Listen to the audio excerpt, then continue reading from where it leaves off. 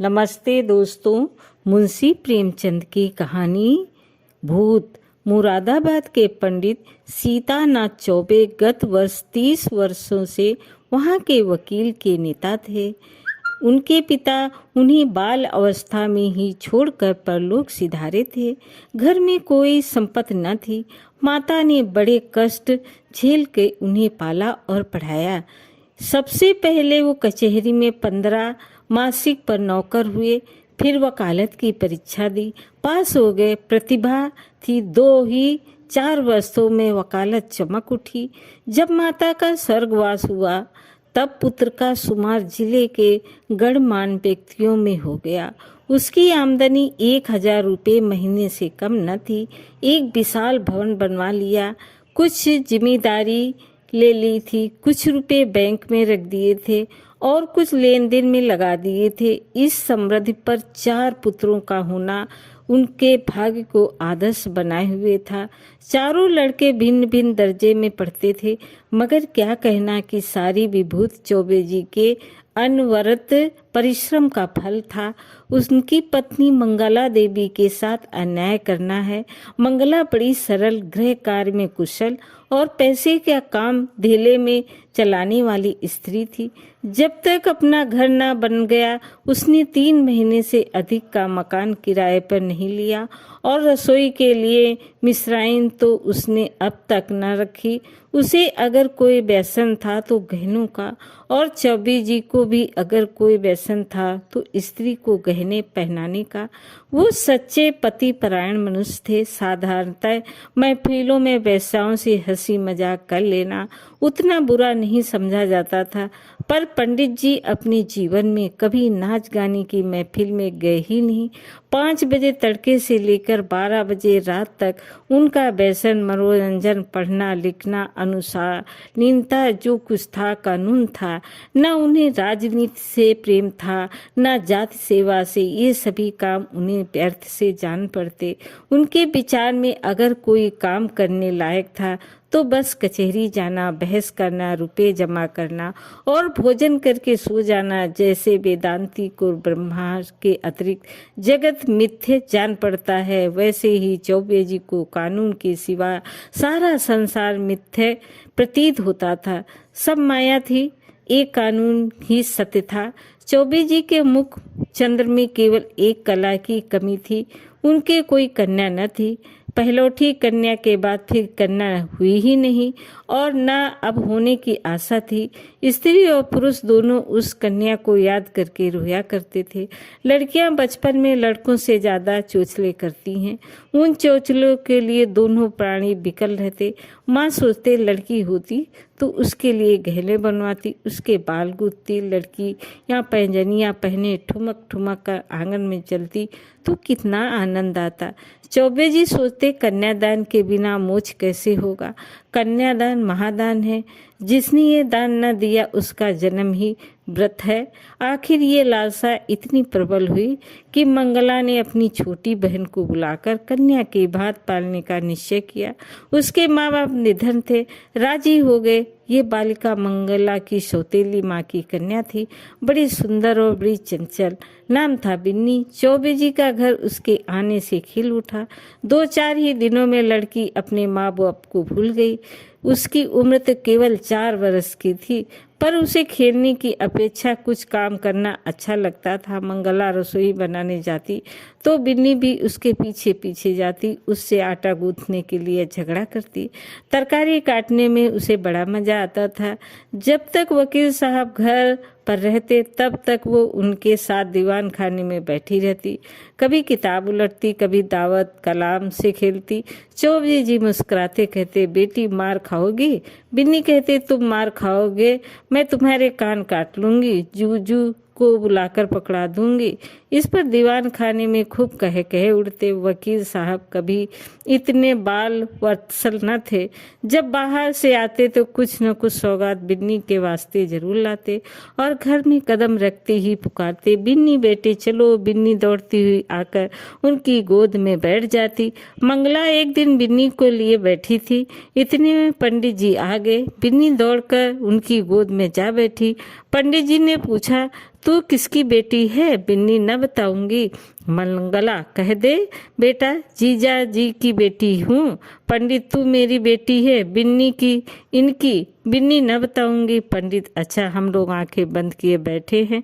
बिन्नी जिसकी बेटी होगी उसकी गोद में बैठ जाएगी। बिन्नी उठी, फिर जी चौबे जी की गोद में बैठ गई। पंडित, मेरी बेटी है, मेरी बेटी, अब न कहना कि मेरी बेटी है।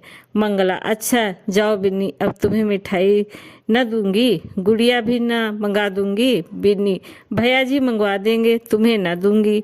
वकील साहब ने हंसकर बिन्नी को छाती से लगा लिया और गोद में लिए हुए बाहर चले गए। वो अपने इष्ट देवता को भी इस बाल क्रिया का रस स्वादन कराना चाहते थे। आज से जो कोई बिन्नी से पूछता कि तू किसकी बेटी है तो बिन्नी चट कह देती, भैया की। एक बार बिन्नी का बाप आकर उसे अपने साथ ले गया। बिन्नी ने रो रो कर दुनिया सिर पर उठा ली।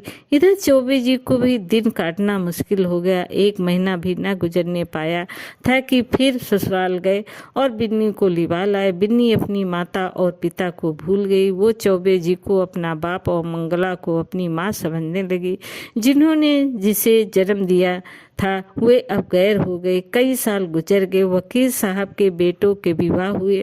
उनमें से 2 अपने बाल बच्चों को लेकर अन्य जिलों में वकालत करने चले गए। 2 कॉलेज में पढ़ते थे। बिन्नी भी कली से फूल हुई। ऐसी रूप गुणशील वाली बालिका बिरादरी में और न थी। पढ़ने लिखने में चतुर, घर के काम धंधों में कुशल, बूटे कसीदे और सीने पुराणों में दक्ष, पाक कला में निपुण, मधुर भाषणी, लज्जाशील, अनपढ़ रूप की राशि अंधेरे घर में उसके सौंदर्य की दिव्य ज्योति से उजाला होता था।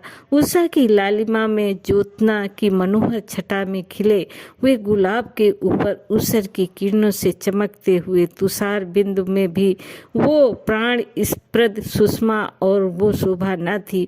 श्वेत हेम मृक्टिधारी परत में भी वो शीतलता न थी जो बिन्नी अर्थात बिंदेश्वरी के विशाल नेत्रों में थी। चौबे जी ने बिन्नी के लिए सुयोग वर खोजना शुरू किया। लड़कों की शादियों में दिल का अरमान निकाल चुके थे। अब कन्या के विवाह में हौसले पूरे करना चाहते थे। धन लुटाकर कीर्ति पा चुके, अब दान दहेज में नाम कमाने की लालसा थी। बेटे का विवाह कर लेना आसान है, पर कन्या के विवाह में आबरू निभा लेना जाना कठिन है। नौका पर सभी यात्रा करते हैं, जो तैर कर नदी पार करे वही प्रशंसा का अधिकारी है। धन की कमी न थी। अच्छा घर और सुयोग वर मिल गया। जन्म पत्र मिल गए, बनावट भी बन गया, फलदान और तिलक की रस्में भी अदा कर दी गई। पर हाय ये दुर्दैव, कहाँ तो विवाह की तैयारी हो रही थी। द्वार पर दराजी, सुनार, हलवाई सब अपना अपना काम कर रहे थे। कहाँ निर्दयी विधाता ने और ही लीला रस दी। विवाह के 1 हफ्ता पहले मंगला अनायास बीमार पड़ी। 3 ही दिन में अपने सारे अरमान लिए हुए परलोक सिधार गई। संध्या हो गई थी। मंगला चरपाई में पड़ी हुई थी। बेटे बहुए पोता पोतियां सब चरपाई के चारों ओर खड़े थे। बिन्नी पैताने बैठी मंगला के पैर दबा रही थी। मृत्यु के समय भी भयंकर निस्धाता छाई हुई थी। कोई किसी से न बोलता था। दिल में सब समझा रहे थे क्या होने वाला है। केवल चौबे जी वहां न थे। साहस मंगला ने इधर उधर इच्छा पूर्ण दृष्टि से देखकर कहा, जरा उन्हें बुला दो, कहाँ हैं? पंडित जी अपने कमरे में बैठे रो रहे थे। संदेश पाते ही आंसू पोंछते हुए घर में आए और बड़े धैर्य के साथ मंगला के सामने हो गए। डर रहे थे कि मेरी आंखों से आंसू की एक बूंद भी निकली तो घर में हाहाकार मच जाएगा। मंगला ने कहा, एक बात पूछती हूँ, बुरा ना मानना। बिन्नी तुम्हारी कौन है? पंडित, बिन्नी कौन है? मेरी बेटी है। और कौन? मंगला, हाँ, मैं तुम्हारे मुँह से यही सुनना चाहती थी। उसे सदा अपनी बेटी समझते रहना। उसके विवाह के लिए मैंने जो तैयारियां की थी उनमें कुछ काट छांट मत करना। पंडित, इसकी कुछ चिंता न करो। ईश्वर ने चाहा तो उससे कुछ ज्यादा धूमधाम से साथ विवाह होगा। मंगला, उसे हमेशा बुलाते रहना। तीज त्योहार में कभी मत भूलना। पंडित जी, इन बातों की मुझे याद दिलाने की जरूरत नहीं।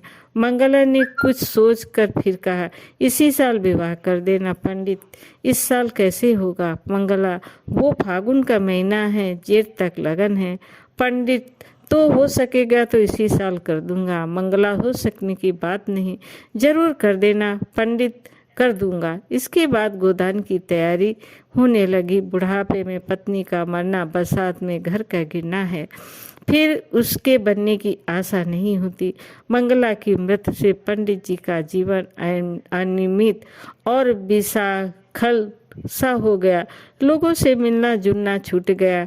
कई कींदे कचहरी भी न जाते भी तो बड़े आग्रह से भोजन से अरुचि हो गई। बिंदेश्वरी उनकी दशा देख देख कर दिल में कुढ़ती और यथासाध्य उसका दिल बहलाने की चेष्टा करती। वो उन्हें पुराणों के कथाएं सुना करती, उनके लिए तरह तरह के भोजन सामग्री पकाती, उन्हें आग्रह अनुरोध के साथ खिलाती। जब तक वो न खा लेते आप कुछ न खाती। गर्मी के दिन थे। रात को बड़ी देर तक उसके पैताने बैठी पंखा झाला करती और जब तक वो न सो जाते तब तक आप भी सोने न जाती। वो जरा भी सिर दर्द की शिकायत करते तो तुरंत उसके सिर में तेल डालती। यहाँ तक कि रात को जब उन्हें प्यास लगती तब खुद दौड़ कर आती और उन्हें पानी पिलाती। धीरे धीरे चौबे जी के हृदय में मंगला केवल एक सुख की स्मृति रह गई। एक दिन चौबे जी ने बिन्नी को मंगला के सब गहने दे दिए। मंगला का ये अंतिम आदेश था। बिन्नी फूली न समाई। उसने उस दिन खूब बनाव श्रृंगार किया। जब संध्या के समय पंडित जी कचहरी से आए तो वो गहनों से लदी हुई उसके सामने कुछ लजाती और मुस्कुराती हुई आकर खड़ी हो गई। पंडित जी ने संतृष्ण नेत्रों से देखा। बिंदेश्वरी के प्रति अब उनके मन में एक नया भाव अंकुरित हो गया था। मंगला जब तक जीवित थी वो उनसे पिता पुत्री के भाव को सजग और पुष्ट करती रहती थी। अब मंगला न थी, अतएव वो भाव दिन दिन शिथिल होता जाता था। मंगला के सामने बिन्नी एक बालिका थी। मंगला की अनुपस्थिति में वो एक रूपवती युवती थी, लेकिन सरल हृदय बिन्नी को इसकी रत्ती भर भी खबर न थी कि भैया के भाव में क्या परिवर्तन हो रहा है। उसके लिए वो वही पिता तुल्य भैया थे। वो पुरुष के स्वभाव से अनभिज्ञ थी। नारी चरित्र में और स्वास्थ्य के साथ मातृत्व का भाव दृढ़ होता जाता है, यहाँ तक कि वो एक ऐसा आता है जब नारी की दृष्टि में युवक मात्र पुत्र तुल्य हो जाते हैं। उसके मन में विषय वासना का लेस मात्र भी नहीं रह जाता। किंतु पुरुष में ये अवस्था कभी नहीं आती। उनकी कामेंद्रियां क्रियाशील भले ही हो जाएं, पर विषय वासना संभवतः और भी प्रबल हो जाती हैं। पुरुष वासनाओं से कभी मुक्त नहीं हो पाता, बल्कि ज्यों त्यों अवस्था ढलती है त्यों त्यों ग्रीष्म ऋतु के अंतिम काल की भांति उसकी वासना की गर्मी भी प्रचंड होती जाती है। वो तृप्ति के लिए नीच साधनों का सहारा लेने को भी प्रस्तुत हो जाता है। जवानी में मनुष्य इतना नहीं गिरता, उसके चरित्र में गर्व की मात्रा अधिक होती है। जो नीच साधनों से घृणा करता है वो किसी के घर में घुसने के लिए जबरदस्ती कर सकता है, किंतु पर नाले के रास्ते नहीं जा सकता। पंडित जी ने बिन्नी को सतृष्णा नेत्रों से देखा और फिर अपनी उस उच्च खलता पर लज्जित होकर आंखें नीचे कर ली। बिन्नी इसका कुछ मतलब न समझ सकी। पंडित जी बोले, तुम्हें देखकर मुझे मंगला की उस समय की याद आ रही है जब वो विवाह के समय यहाँ आई थी। बिल्कुल ऐसी सूरत थी, यही गोरा रंग, यही प्रसन्न मुख, यही कोमल गाल, यही लजीली आंखें। वो चित्र अभी तक मेरे हृदय पट पर खिंचा हुआ है, कभी नहीं मिट सकता। ईश्वर ने तुम्हारे रूप में मेरी मंगला मुझे फिर दे दी। बिन्नी, आपके लिए क्या जलपान लाऊं? पंडित ने आना अभी बैठो, मैं बहुत दुखी हूँ। तुमने मेरी शोक को भुला दिया। वास्तव में तुमने मुझे जिला दिया, नहीं तो मुझे आशा न थी कि मंगला के पीछे मैं जीवित रहूँगा। तुमने प्राण दान दिए, नहीं जानता तुम्हारे चले जाने पर मेरी क्या दशा होगी। बिन्नी, कहाँ चले जाने के बाद? मैं तो कहीं नहीं जा रही हूँ। पंडित, क्यों? तुम्हारे विवाह की तिथि आ रही है, चली ही जाओगी? बिन्नी सकचाती हुई, ऐसी जल्दी क्या है पंडित? जल्दी क्यों नहीं है, जमाना हंसेगा। बिन्नी, हंसने दीजिए, मैं यही आपकी सेवा करती रहूंगी। पंडित, नहीं बिन्नी, मेरे लिए तू क्यों हलकान होगी? मैं अभागा हूँ, जब तक जिंदगी है जीऊंगा, चाहे रोकर जीऊं चाहे हंसकर। हंसी मेरे भाग्य से उठ गई। तुमने इतने दिनों संभाल लिया, यही क्या कम एहसान किया? मैं ये जानता हूँ कि तुम्हारे जाने के बाद मेरी कोई खबर लेने वाला नहीं रहेगा। ये घर तहस नहस हो जाएगा और मुझे घर छोड़कर भागना पड़ेगा। पर क्या किया जाए, लाचारी है। तुम्हारे बिना अब मैं यहाँ क्षण भर भी नहीं रह सकता। मंगला की खाली जगह तो तुमने पूरी की, अब तुम्हारा स्थान कौन पूरा करेगा? बिन्नी, क्या इस साल रुक नहीं सकता? मैं इस दशा में आपको छोड़ कर न जाऊंगी। पंडित, अपने बस की बात नहीं है। वो लोग आग्रह करेंगे तो मजबूर होकर करना ही पड़ेगा। बिन्नी, बहुत जल्दी मचाएं तो आप कह दीजिएगा, अभी नहीं करेंगे। उन लोगों के जी में जो आए करें। यहाँ कोई उनका दाबैल बैठा हुआ है? पंडित ने, लोग अभी से आग्रह कर रहे हैं। बिन्नी, आप फटकार क्यों नहीं देते हैं? पंडित, करना तो है ही, फिर विलम्ब क्यों करूं? ये दुख और वियोग तो एक दिन होना ही है। अपनी विपत्ति का भार तुम्हारे सिर पर क्यों रखूं? बिन्नी, दुख सुख में काम न आऊंगी तो और किस दिन काम आऊंगी? पंडित जी के मन कई दिनों तक घोर संग्राम होता रहा। वो अब बिन्नी को पिता की दृष्टि से न देख सकते थे।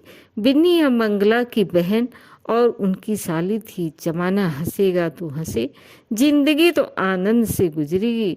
उनकी संभावनाएं कभी इतनी उल्लासमय न थी। उन्हें अपने अंगों में फिर जवानी की स्फूर्ति का अनुभव हो रहा था। वो सोचते, बिन्नी को मैं अपनी पुत्री समझता था, पर वो मेरी पुत्री है तो नहीं। इस तरह समझने से क्या होता है? कौन जाने ईश्वर को यही मंजूर हो। यही तो बिन्नी यहाँ आती ही क्यों? उसने इसी बहाने से ये संयोग निश्चित कर दिया होगा। उसकी लीला तो अपरंपार है। पंडित जी ने वर के पिता को सूचना दे दी कि कुछ विशेष कारणों से इस साल विवाह नहीं हो सकता। बिंदेश्वरी को अभी तक कुछ खबर न थी कि मेरे लिए क्या क्या षड्यंत्र रचे जा रहे हैं। वो खुश थी कि मैं भैया की सेवा कर रही हूँ और भैया जी मुझसे प्रसन्न हैं। बहन, उन्हें बड़ा दुख है, मैं न रहूं तो ये कहीं चले जाएंगे। कौन जाने साधु सन्यासी न हो जाएं, घर में कैसे मन लगेगा। वो पंडित जी का मन बहलाने का निरंतर प्रयास करती रहती थी, उन्हें कभी मनहारे न बैठने देती। पंडित जी का मन अब कचहरी में न लगता था। घंटे 2 घंटे बैठकर चले आते। युवकों के प्रेम में विकलता होती है और वृद्धों के प्रेम में श्रद्धा। वे अपने यौवन को कभी भी खुशामद से, मीठी बातों से और हाजिर जवाबी से पूर्ण करना चाहते हैं। मंगला को मरे भी 3 ही महीने गुजरे थे कि चौबे जी ससुराल पहुंचे। सास ने मुँह मांगी मुराद पाई। उसके 2 पुत्र थे, घर में कुछ पूंजी न थी। उसके पालन और शिक्षा के लिए कोई ठिकाना नजर न आता था। मंगला मर ही चुकी थी। लड़की का ज्यों ही विवाह हो जाएगा वो अपने घर की हो जाएगी, फिर चौबे जी से नाता ही टूट जाएगा। वो इसी चिंता में पड़ी हुई थी कि चौबे जी पहुंचे, मानो देवता स्वयं वरदान देने आए हों। जब चौबे जी भोजन करके लेटे तो सास ने कहा, भैया कहीं बातचीत हुई कि नहीं? पंडित, अम्मा, अब मेरी विवाह की बातचीत क्या होगी? सास, क्यों भैया, अभी तुम्हारी उम्र ही क्या है? पंडित, करना भी चाहूँ तो बदनामी के डर से नहीं कर सकता, फिर मुझे पूछता ही कौन है? सास, पूछने को तो हजारों हैं, दूर क्यों जाऊँ, अपने ही घर में ही लड़की बैठी है। सुना है तुमने मंगला के सब गहने गिन्नी बिन्नी को दे दिए हैं। कहीं और विवाह हुआ तो ये कई हजारों की चीज़ें तुम्हारे हाथों से निकल जाएंगी। तुमसे अच्छा घर मैं कहाँ पाऊंगी। तुम उसे अंगीकरण कर लो तो मैं तर जाऊं। अंधा क्या मांगे दो आंखें। चौबे जी ने मानो विवश होकर सास की प्रार्थना स्वीकार कर ली। बिन्नी अपने गांव के कच्चे मकान में अपनी माँ के पास बैठी हुई है। अब की चौबे जी ने उसकी सेवा के लिए एक लौंडी भी साथ लगा रखी। विंध्येश्वरी ने दोनों छोटे भाई विस्मित होकर उनके आभूषणों को देख रहे। गांव की और कई स्त्रियां उसे देखने आई हुई और उसके रूप लावण्य का विकास देखकर चकित हो गई। वो वही बिन्नी है जो यहाँ मोटी फरिया पहने खेला करती थी। रंग रूप कैसा निखर आया है। सुख की देह है ना। जब भीड़ कम हुई, एकांत हुआ तो माता ने पूछा, तेरे भैया जी तो अच्छी तरह है ना बेटी। यहाँ आए थे तो बहुत दुखी थे।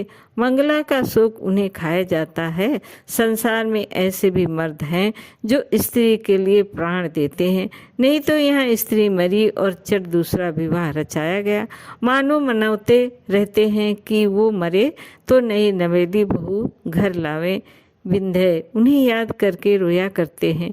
चली आई हूँ, ना जाने कैसे होंगे। माता, मुझे तो डर लगता है कि तेरा विवाह हो जाने पर कहीं घबराकर साधु फकीर न हो जाए। विंध्य, मुझे भी तो यही डर लगता है। इसी से तो मैंने कह दिया कि अभी जल्दी क्या है। माता, जितने ही दिन की सेवा करेगी उतना ही उनका स्नेह बढ़ेगा और तुम्हारे जाने से उन्हें उतना ही दुख भी अधिक होगा। बेटी, सच तो ये है कि वो तुम्ही को देखकर जीते हैं। इधर तुम्हारी डोली उठी और उधर उनका घर सत्यानाश हुआ। मैं तुम्हारी जगह होती तो उन्हीं से ब्याह कर लेती। बिंदे, ए हटो अम्मा, गाली देती हो। उन्होंने मुझे बेटी कह के पाला है, मैं भी उन्हें अपना पिता। माता, चुप कर पगली, कहने से क्या होता है। बिंदे, अरे सोच तो अम्मा, कितनी बेढंगी बात है। माता, मुझे तो इसमें कोई बेढंगी नहीं देख पड़ता। बिंदे, क्या कहती हो अम्मा। उनसे मेरा, मैं तो लाज के मारे मर जाऊं, उनके सामने ताक न सकूं। वो भी कभी न मानेंगे। मनाने की बात भी हो क्या कोई। माता, उनका जिम्मा मैं लेती हूँ। मैं उन्हें राजी कर लूँगी, तू राजी हो जा। याद रख, ये कोई हंसी खुशी का ब्याह नहीं है, उसकी प्राण रक्षा की बात है, जिसके सिवा संसार में हमारा कोई नहीं। फिर अभी उनकी कुछ ऐसी उम्र भी तो नहीं है, 50 से 2-4 साल ऊपर होंगे। उन्होंने एक ज्योतिषी से पूछा भी था। उसने उसकी कुंडली देखकर बताया कि आपकी जिंदगी कम से कम 20 वर्ष की है। देखने सुनने में भी वो 100-200 में एक आदमी है। बातचीत में चतुर। माता ने कुछ ऐसे शब्द व्यूह रचा कि सरला बालक उसमें से निकल न सके।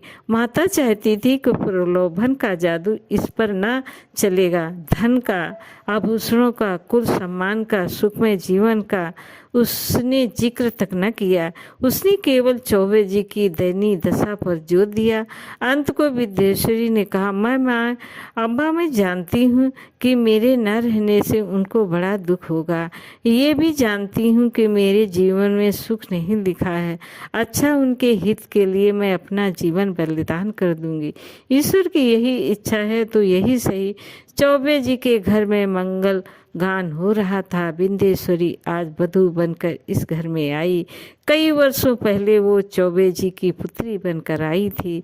उसने कभी स्वप्न में भी न सोचा था कि मैं एक दिन इस घर की स्वामिनी बनूंगी। चौबे जी की साज आज देखने योग्य है। तंजेब का रंगीन कुर्ता, कतरी हुई संवरी हुई मूछें, खिजाब से चमकते हुए बाल, हंसता हुआ चेहरा, चढ़ी हुई आंखें, यौवन का पूरा स्वांग था।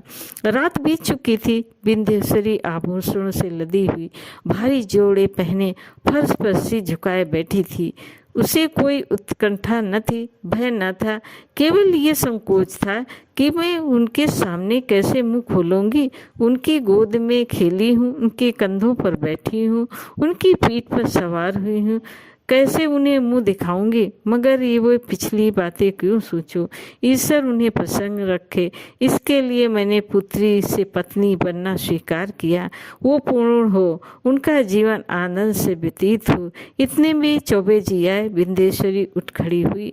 उसे इतनी लज्जा आई कि चाह कहीं भाग जाऊं, खिड़की से नीचे कूद पड़े। चौबे जी ने उसका हाथ पकड़ लिया और बोले, बिन्नी मुझसे डरती हो? बिन्नी कुछ न बोली, मूर्ति के तरह वहीं खड़ी रही। एक क्षण में चौबे जी ने उसे बिठा दिया। वो बैठ गई। उसका गला भर भर आता था। भाग की ये निर्दयी लीला, वो क्रूर क्रिया उसके लिए असह्य हो रही थी। पंडित जी ने पूछा, बिन्नी बोलती क्यों नहीं? क्या मुझसे नाराज हो? बिंदेश्वरी ने अपने कान बंद कर लिए। यही परिचित आवाज वो कितनी दिन से सुनती चली आ रही है। आज वो व्यंग से भी तीव्र और उपहास से भी कटु प्रतीत होती थी। साहस पंडित जी चौंक पड़े, आंखें फैल गई और दोनों हाथ में ढक के पैरों की भांति सिकुड़ गए। वो 2 कदम पीछे हट गए। खिड़की से मंगला अंदर झांक रही थी। छाया नहीं, मंगला थी संदेह साकार सजीव। चौबे जी कांपती हुई टूटी फूटी आवाज से बोले, बिन्नी देखो वो क्या है। बिन्नी ने घबराकर खिड़की की ओर देखा। कुछ न था। बोली, क्या है? मुझे तो कुछ नहीं दिखाई देता। चौबे जी अब गायब हो गई, लेकिन ईश्वर जानता है मंगला थी। बिन्नी बहन?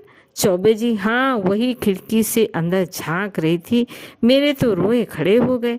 बिंदेश्वरी कांपती हुई बोली, मैं यहाँ नहीं रहूंगी। चौबे, नहीं बिन्नी, कोई डर नहीं, मुझे धोखा हुआ होगा। बात यह है कि वो घर में रहती थी, यही सोती थी, इसी से कजाती मेरी भावना में उसकी मूर्ति लाकर खड़ी कर दी। कोई बात नहीं, आज का दिन कितना मंगलमय है कि मेरी बिन्नी यथार्थ में मेरी ही हो गई। ये कहते कहते चौबे फिर चौके। फिर वही मूर्ति खिड़की से झांक रही थी। मूर्ति नहीं, संदेश सजीव साकार मंगला। अब कि उसकी आंखों में क्रोध ना था, तिरस्कार न था, उसमें हास्य भरा हुआ था। मानो वो इस दृश्य पर हंस रही है, मानो उसके सामने कोई अभिनय हो रहा है। चौबे जी ने कांपते हुए कहा, बिन्नी फिर वही बात हुई है, वो देखो मंगला खड़ी है। बिंदेश्वरी चीख कर उसके गले में चिपट गई। चौबे जी ने महावीर का नाम जपते हुए कहा, मैं किवाड़ बंद किए देता हूँ। बिन्नी मैं इस घर में नहीं रहूंगी। रोकर, भैया जी तुमने बहन के अंतिम आदेश को नहीं माना, इसी ने उसकी आत्मा दुखी हो रही है। मुझे तो किसी अमंगल की आकांक्षा हो रही है।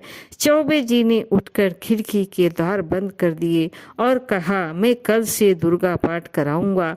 आज तक कभी ऐसी शंका न हुई थी। तुमसे ये कहूँ मालूम होता है होगा, इस बात को जाने दो। यहाँ बड़ी गर्मी पड़ रही है, अभी पानी गिरने को 2 महीने से कम नहीं है। हम लोग मसूरी क्यों न चलें? बिंदे, मेरे तो कहीं जाने का जी नहीं चाहता है। कल से दुर्गा पाठ जरूर कराना। मुझे अब इस कमरे में नींद ना आएगी। पंडित ग्रंथों में तो यही देखा है कि मरने के बाद केवल सूक्ष्म शरीर रह जाता है। फिर समझ में नहीं आता है यह स्वरूप क्यों कर दिखाई दे रहा है। मैं कहता हूँ बिन्नी, अगर तुमने मुझ पर ये दया न की होती तो मैं कहीं का न रहता। शायद इस वक्त मैं बद्रीनाथ के पहाड़ों पर सिर टकराता होता, या कौन जाने विष खाकर प्राणांत कर चुका होता। बिंधे, मसूरी में किसी होटल में ठहरना पड़ेगा। पंडित, नहीं, मकान भी मिलते हैं। मैं अपने लिए एक मित्र को लिखे देता हूँ, वो कोई मकान ठीक करा कर रखेंगे। वहाँ बात पूरी ना हो पाई थी कि न जाने कहाँ से कैसी आकाशवाणी हुई। आवाज आई, बिन्नी तुम्हारी पुत्री है। चौबे जी ने दोनों कान बंद कर लिए। भय से थर थर कांपते हुए बिल्ले, बिन्नी यहाँ से चलो ना, जाने कहाँ से आवाज आ रही है।